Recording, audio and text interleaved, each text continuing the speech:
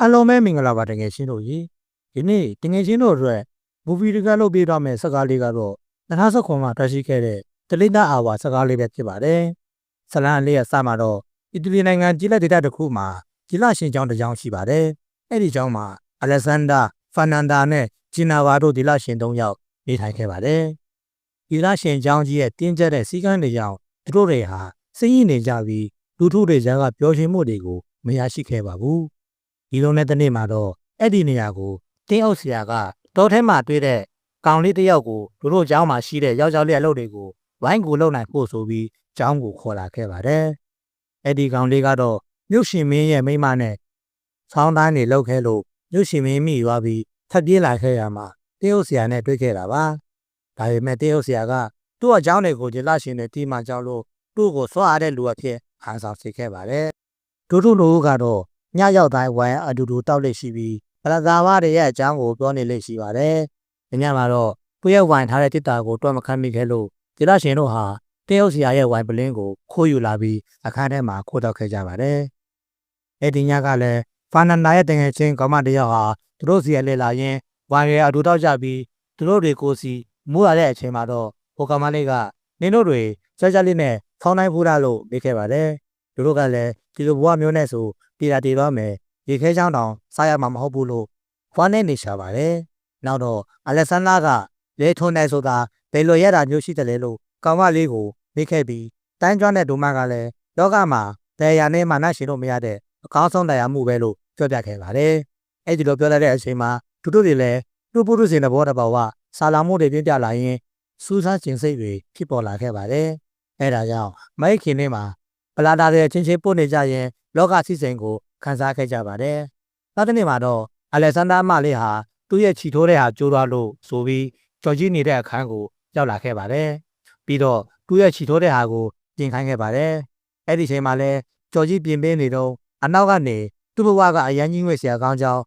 းသူ့ဘဝလေးဟာရေခဲချောင်းရဲ့အရတာလက်ထွန်တာတွေကအစမတိနားမလဲခဲ့ရကြောင်းကြော်ကြီးကိုညှိပြနေခဲ့ပါတယ်။ကြော်ကြီးကတော့စွားတဲ့အနေနဲ့ဘာမှတည်းမပြောပဲညင်နေခဲ့ပါတယ်။နောက်နေ့မနေ့မှာတော့သူမဟာကြော်ကြီးကိုကြည့်စုတင်တဲ့အနေနဲ့ကြော်ကြီးမြောင်းတူးနေတော့သူမရောက်လာပြီးသူကိုယ်တိုင်ချောက်ထားတဲ့ဘဝလေးကိုယူလာကကြော်ကြီးကိုတုပ်ပေးနေရင်းဟိုအားတဲ့အချိန်မို့သူ့ရဲ့ခေါင်းချုံကိုချွတ်ချလိုက်ပြီးသူမရဲ့ဖြူစင်တဲ့မျက်နှာကိုမြင်လိုက်ရတဲ့ကြော်ကြီးကလည်းရာကားစိတ်တွေဖောင်းထားတာကအလက်ဆန်ဒါကိုအဲ့မှာတင်မြောင်းတူးပေးလိုက်ပါတယ်။အလက်ဆန်ဒါကတော့ရေခဲချောင်းရဲ့အရတာကိုတီးသွားလို့တင်းနေကုန်ပြုံးပြုံနေခဲ့ပါတယ်။ခဏနေတော့အဝတ်လျှော်နေတဲ့ဖာနန်ဒါတို့စီသူ့ရဲ့ဝတ်တွေညှိပတ်သွားလို့ဒါလျှော်တာလို့ပြောရင်းပြုံးနေခဲ့ပါတယ်။ဖာနန်ဒါကလည်းကြီးကဘာတော့လို့အဝတ်တွေညှိပတ်ရတဲ့လဲစသည်ဖြင့်ဆက်စုနေလို့အလက်ဆန်ဒါကလည်းကြော်ကြီးတယောက်မြောင်းတူးနေတာတွေ့လို့သူ့ကိုဝိုင်းကူတူးပေးခဲ့တာလို့ပြောရင်းဖာနန်ဒါကတော့မတင်ကားတဲ့မျက်နှာနဲ့အလက်ဆန်ဒါမလေးကို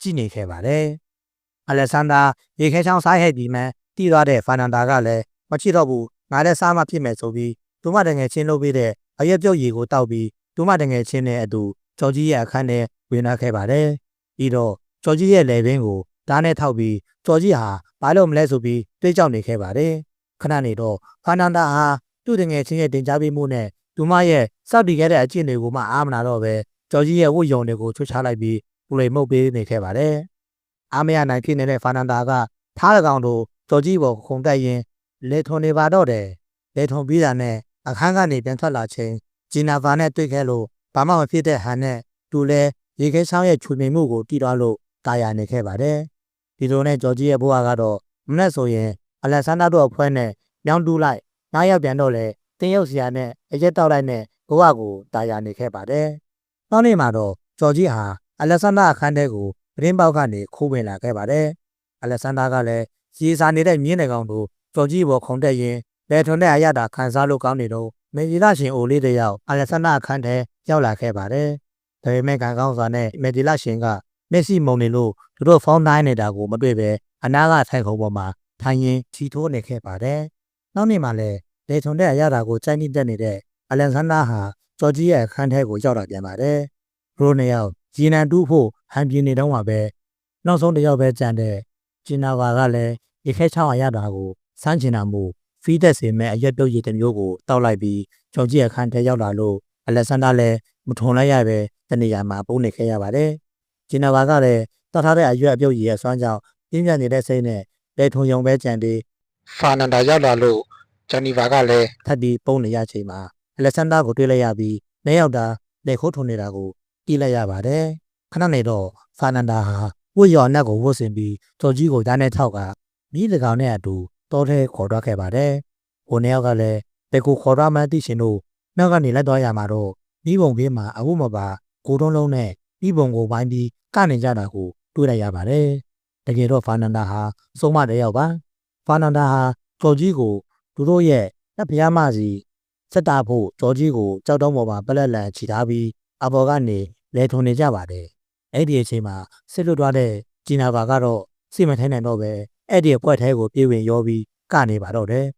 လဲထုံနေတဲ့ဖာနန်ဒါကဓာတ်ချုံတလက်ကိုယူပြီးဂျော်ကြီးကိုဓာတ်နဲ့ထိုးဖို့အလုံးမှာအလက်ဆန်ဒါရောက်လာပြီးငှက်ရခဲချောင်းကို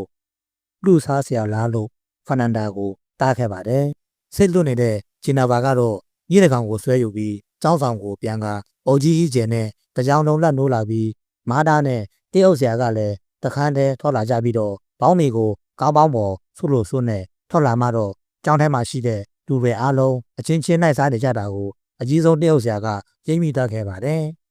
နောက်နေ့မနက်မှာတော့သူတို့အားလုံးကိုခုံရုံးတင်ပြီးတရားချခဲ့ပါတယ်ဂျော်ကြီးရဲ့ပလင်းစို့အတူတေးအုပ်ဆရာကလည်းရာထူးပြုတ်သွားခဲ့ပါတယ်ဂျော်ကြီးကတော့မြို့ရှိမင်းရဲ့လူတွေပြန်ဖမ်းခေါ်ရခဲ့ပြီးအဆုတ်ထဲထည့်ထားလိုက်ပါတယ်ဒီကြကွင်းကနေတဲ့အလက်ဆန်ဒါဂျီနာဗာနဲ့ဖာနန်ဒါတို့ကတော့စုဝေးနေကြရင်ဘာညာကွေးကွာတွေဆွေးနွေးပြီးခါမှညမဆုတ်တဲ့အချိန်မှာအရေးစွန့်ပြီးဂျော်ကြီးကိုအချုပ်ခန်းထဲကနေကယ်တင်ခဲ့ပါတယ်မာတာကြီးဟာကျောင်းထဲမှာနေရတာငွေလာတာမို့လက်ထူးပြုတ်တရုတ်ဆရာစီခိုးထွက်လာပြီးတရားပေါ်မှာဘာညာလုပ်ခဲ့ပါတယ်အလက်ဆန်ဒါနဲ့ဂျော်ကြီးတို့ကလည်းပျော်ပျော်ရွှင်ရွှင်နဲ့တော်ထဲဝင်သွားပြီးဘာတော်လောက်ရလဲဆိုတာကိုတော့ဆက်လန်းကပြီးသွားတာမို့ကျွန်တော်လည်းမသိတော့ပါဘူးနောက်ဗီဒီယိုတွေမှာတင်ဆက်တဲ့အပိုင်းကိုပိုကောင်းလာအောင်ကြိုးစားတော့ပါမယ်ကျွန်တော်ရဲ့ Rocket for You Channel လေးကိုလည်း like share subscribe လုပ်ပြီးအားပေးကြပါဦးခင်ဗျာနောက်ဗီဒီယိုတွေမှာကျွန်တော်တို့တွေပြန်ဆောင်ကြမယ်ကျွန်တော်ကတော့အစီအစဉ်တင်ဆက်သူကိုဆိုင်ပဲဖြစ်ပါတယ်